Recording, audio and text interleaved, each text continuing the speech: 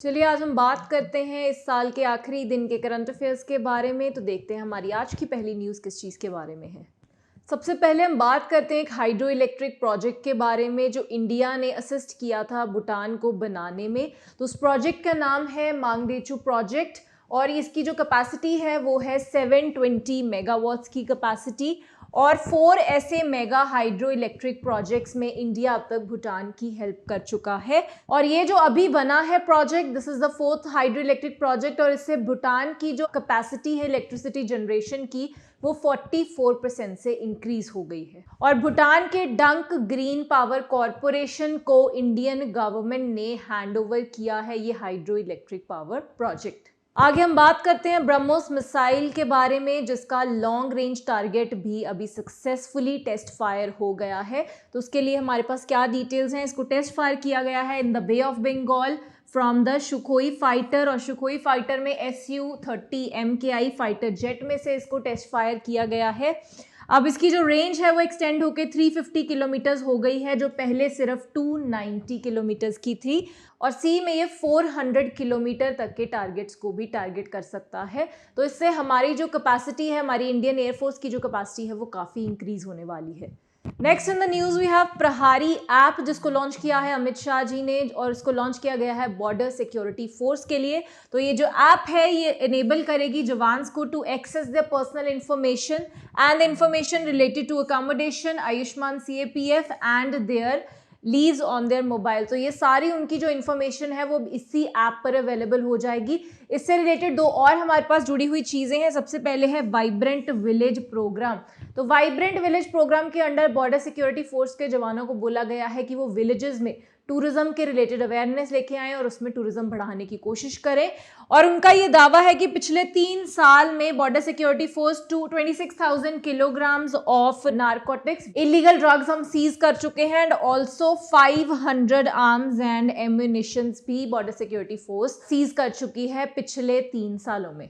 Central vigilance commissioner अभी recently appoint किया गया है नवीन श्रीवास्तव को। He will be the acting vigilance commissioner. तो इससे पहले सुरेश S पाटिल इस जगह पर काम कर रहे थे जिनकी टर्म 24 दिसंबर को अभी खत्म हुई है।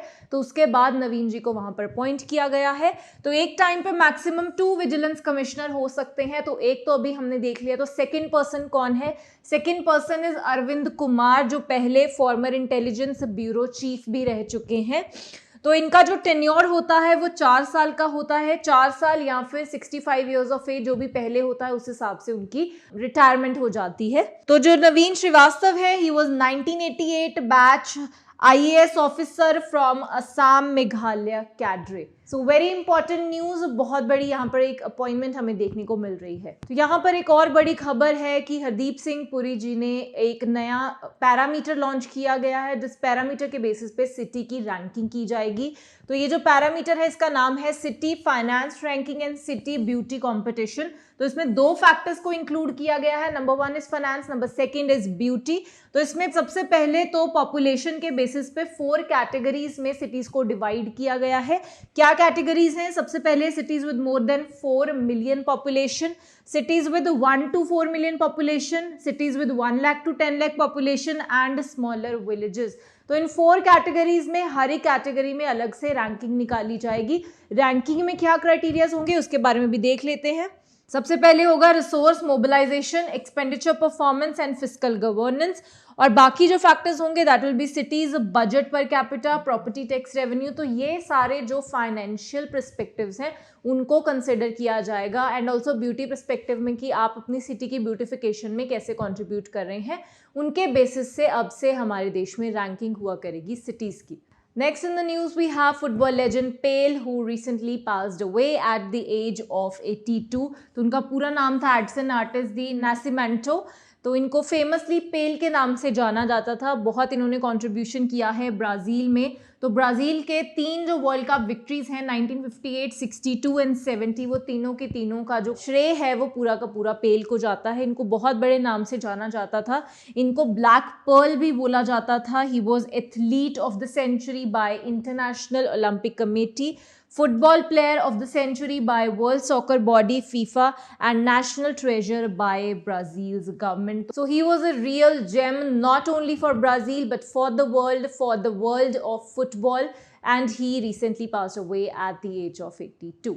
तो हमारे देश की 7th वंदे भारत ट्रेन अभी रिसेंटली फ्लैग ऑफ हुई है। हमारे प्राइम मिनिस्टर जी ने वर्चुअली उसको फ्लैग ऑफ किया है। Ideally he was going to visit there, लेकिन due to the demise of his mother वो जा नहीं पाए, तो उन्होंने वर्चुअली उसको अभी फ्लैग ऑफ किया है।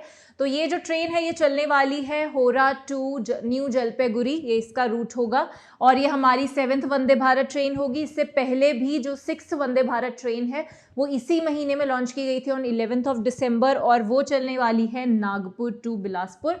तो ये जो 7th ट्रेन है ये टोटल डिस्टेंस कवर करेगी 550 kilometre and will take a little more than 7.5 hours to reach its destination with only 3 stoppage। सिर्फ 3 स्टॉपेज होंगे, हफ्ते में 6 दिन चलने वाली है और वेंसडे को ये नहीं चला करेगी। तो इससे वहाँ के लोगों के लिए ट्रांसपोर्टेशन में एक बहुत बड़ा चेंज आने वाला है। Next we have a good news for a country. तो हमारे देश में बात हुई थी कि इस साल के ख़त्म होते होते हम 1.5 लाख वेलनेस सेंटर बना देगी गवर्नमेंट, और उसका माइलस्टोन हमारी गवर्नमेंट ने अचीव कर लिया है।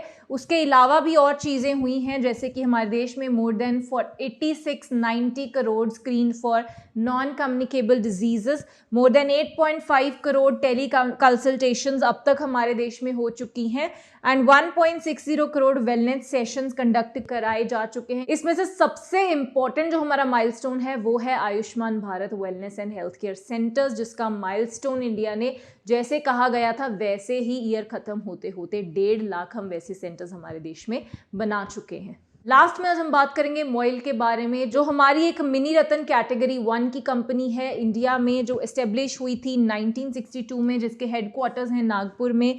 It is a city owned company, जिसका पहले नाम होता था मैंगनीज और इंडिया लिमिटेड, तो अब उसको हम फेमसली मॉइल के नाम से जानते हैं। तो यहाँ पर उनके हेड को अपॉइंट किया गया है।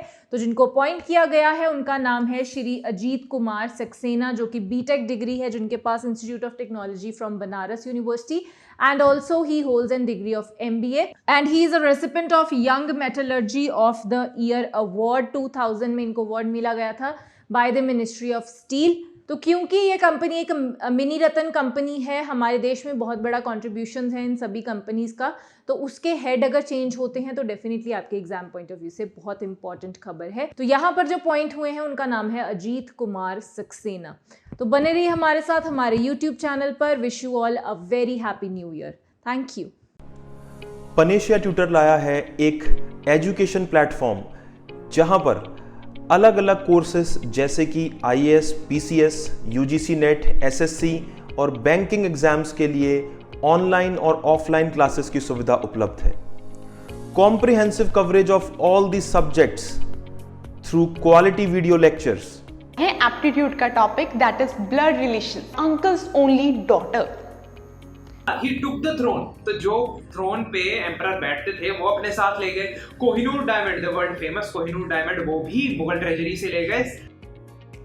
फिर आया इकोनॉमिक प्रैग्मेटिज्म, यानी कि चाहे हमारे आपसे झगड़ा भी है तो भी हम आपसे व्यापार कर रहे हैं। जैसे चाइना है, हमारा झगड़ा होते हुए भी हम उससे व्यापार कर रहे हैं। PDF नोट्स और उनसे जुड़े हुए रिलेवेंट MCQs, साथ ही साथ comprehensive mock tests. So join Panesia Tutor for your successful and bright future.